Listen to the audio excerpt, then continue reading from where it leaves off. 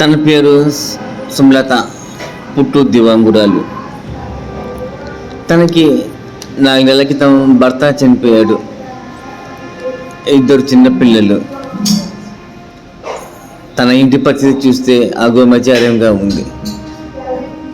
తన ఇల్లు గడవని పరిస్థితి.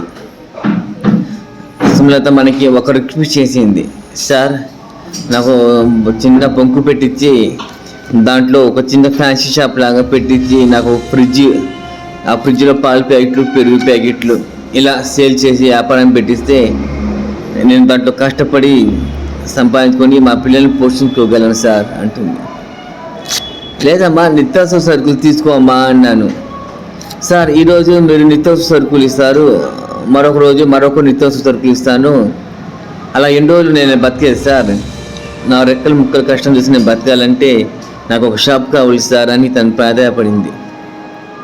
సరే అని చెప్పి తన కోరిక ప్రకారం పేరు చెప్పడానికి ఇష్టపడని ఒక ప్రవాస భారతీయుడు తన అన్న కుమారుడు పుట్టినరోజు సందర్భంగా సుమలతకి ఫ్రిడ్జ్, షాప్లోకి